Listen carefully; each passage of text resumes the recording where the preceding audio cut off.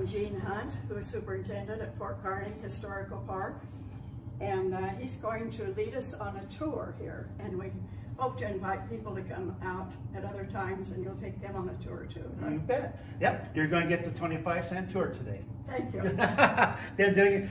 Although I should have raised my price because I started about in the 70s doing this 25-cent tour at that point in time. So I guess maybe inflation should be a little bit more. But anyway, welcome to Fort Kearny State Historical Park.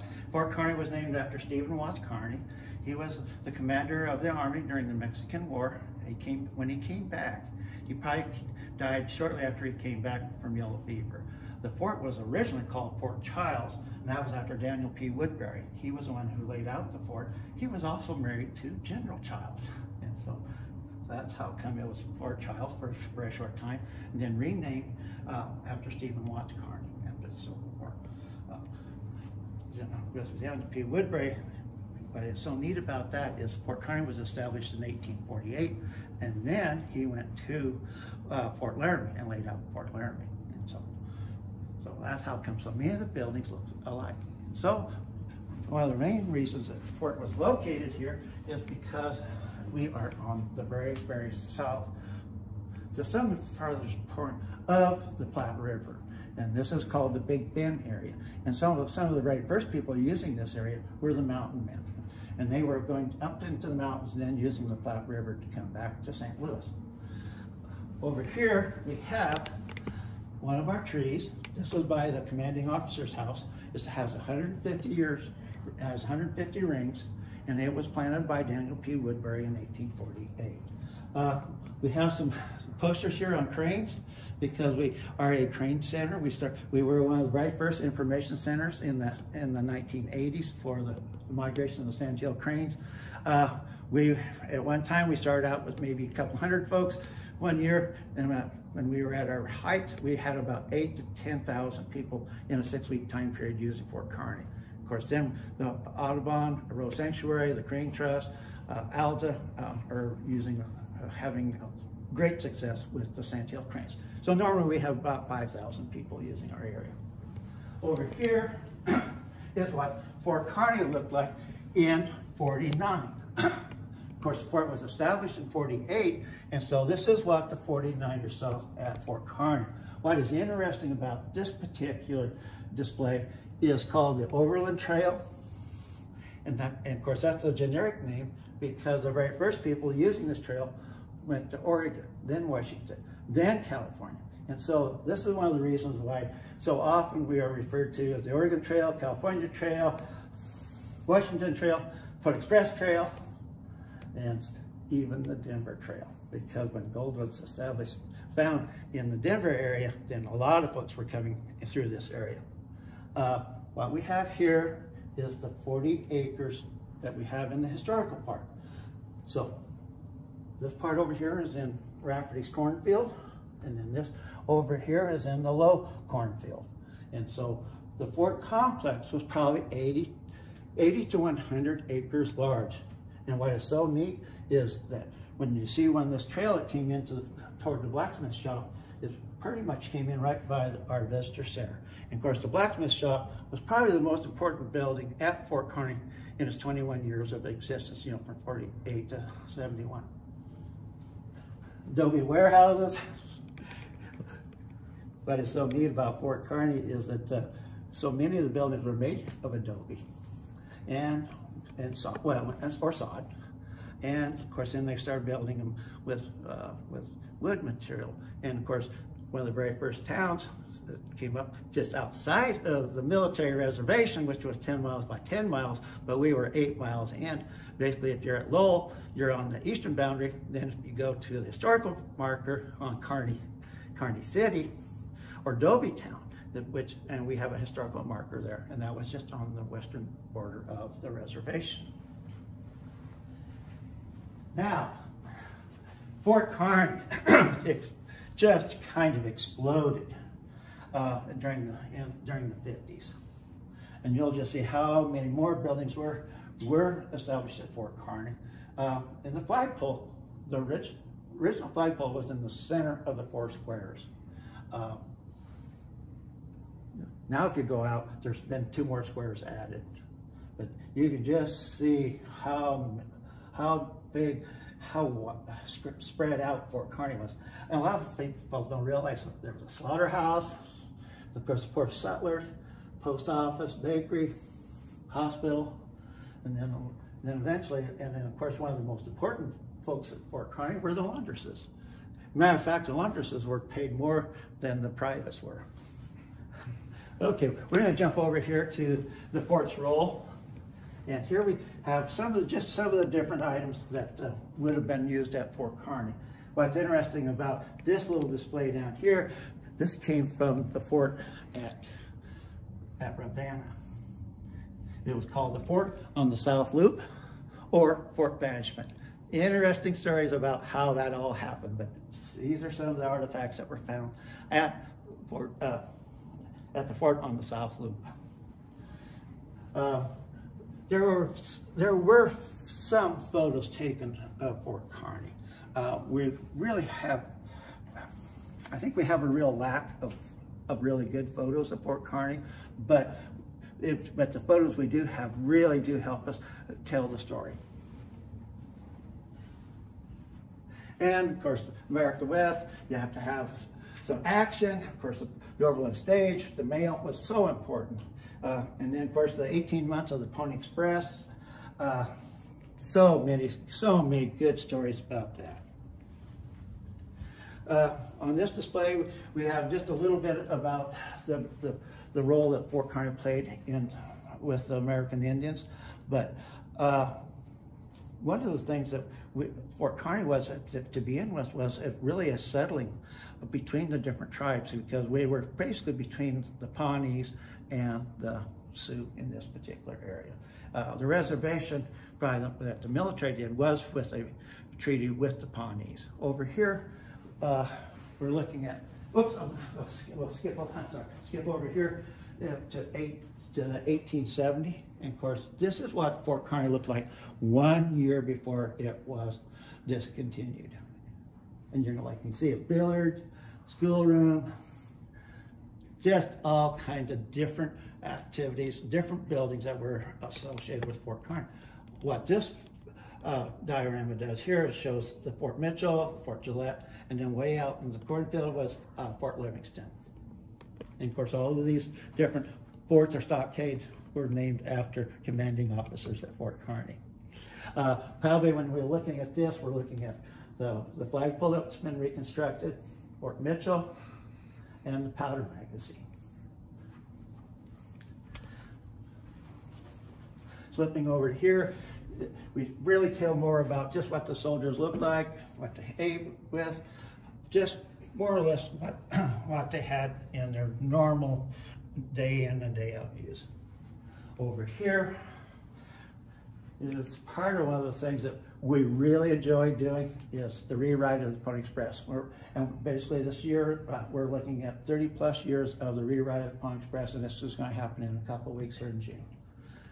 We do have, on this display over here, we do give honor to Ted Studheit, who was the very first superintendent of Fort Kearny, and over there is Harold Ward giving a gift of $25,000 to the Fort Kearny Memorial Association, and basically because of his donation, we have this visitor center.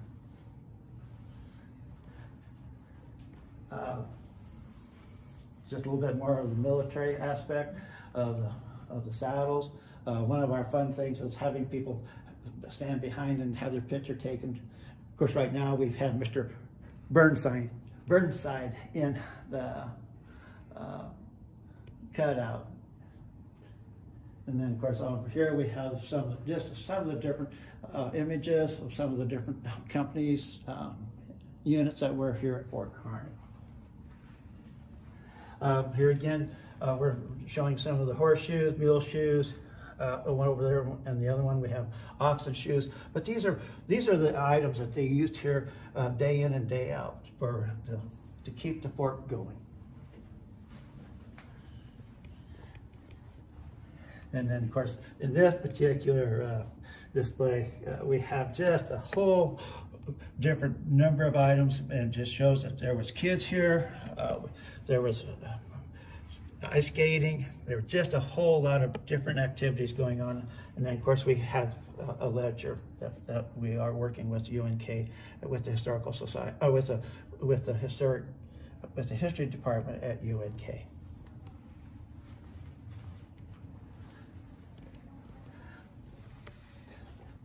This would be Moses Sydenham's post office. And if we look back on that one drawing back there, this is if you were at his office and you were visiting with Moses Sydenham, and you were looking out through his window toward the parade grounds, you would see the commanding officer's house and the flagpole. It's hard for you to see right now, but what it looks like is a cross on top of the commanding officer's house, but actually it's a wind chime. Fort Kearny was one of the very first weather reporting stations in Nebraska. And on this display, just a real hodgepodge. Matter of fact, we have some items in here where it's just like, it's your guess is just as good as our guess. Military, this display really does tell a lot about what the officers wore, the different buttons. Very, very, very interesting. We skip over here. We started with some of these displays that were here for quite some time. These are displaying about the Pawnee Scouts. The Pawnee Scouts originated here under the command of the North Brothers. And right now we have a very good working relationship with the Pawnee Nation. I've been one of their gardeners for almost 20 years, raising the beans and watermelons and squash. I don't raise the corn because of the hybrid corn, but my family has raised some of the original or heritage corn that the Pawnees raised.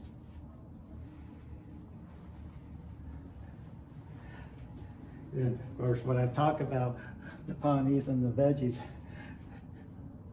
the two people I'm working with most of the time is Deb Echohawk and Carla Knife Chief, and you'll see some of their photos and pictures of their relatives right there. We'll bounce back over here. This just kind of shows some of the different items that the commanding officers' wives would have used. A lot of times we forget about it, the military, is that the officers actually were able to have housing at these different forts, and so they did bring their nice china with them. Very interesting photo. Moses Sydenham, one of the most colorful folks ever associated with Fort Kearny. He was basically the only person that stayed at Fort Kearny the whole time. He came as a clerk, ended up being the postmaster.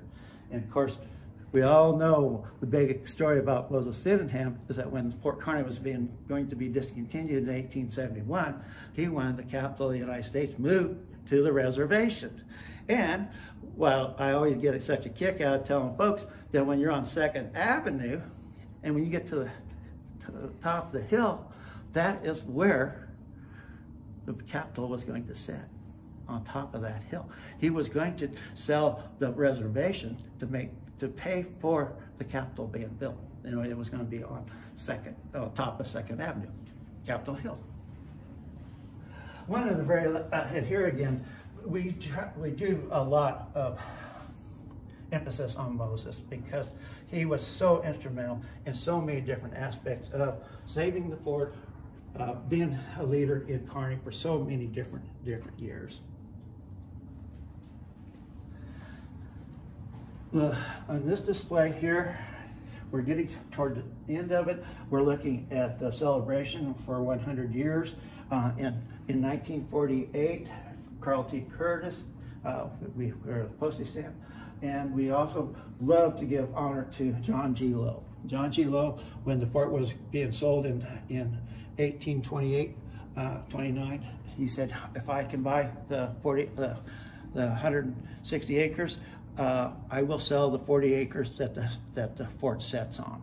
And so he was able to buy it, and then he sold it to the Fort Kearny Memorial Association.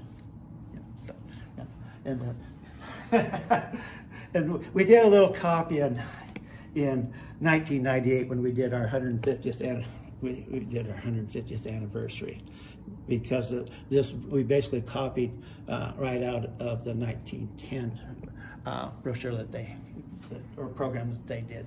And then, of course, as some of us very well know, Bev Kimball was the factor behind putting this all together. Over here, we're basically looking at the 1960s, and here we have some of the archaeology work done. And then, of course, it was during this archaeology work done by the State Historical Society at that point in time, is that the reason why we have so many of the different artifacts that we have on display. One of the very last displays we'll look at is this collection of mostly medical items that were found here. And believe it or not, a good share of these items were actually found in a latrine. So, I guess we have one more item we want to bring up, and that is one of our favorite people here. You really should tell who this guy is. John D. Randall was here in 1852, which was 169 years ago. He later was in the Civil War, and he'd be my great-grandfather. But one of the sad things we think about, this is romanticized a lot, isn't it? And when they came through on the Oregon Trail here from Ohio, a man died the day before they got here, and his name was Amos Hinshaw. And they said he died, we think it was they called it measles, but you know, who knows? There was not a doctor. A lot of people died on the Oregon Trail. Yes, and cholera was by far the most prevalent of the diseases, but measles and typhoid and diphtheria, and a lot of it was just poor drinking water. Yes. Sanitation was just lacking. Well, they buried him somewhere here, and they put a board in the ground, and it says, Amos Hinshaw of Clinton County, Ohio, age 32 years. Yes. And May 31st, 1852. And the next day, they had to move on. And that's just one of many, isn't it? Yes, yes, it is. And at that point in time, right there, it was that particular day in May was during the very heart of the migration, because the very first really big push on the migration through this area was in about the middle of May.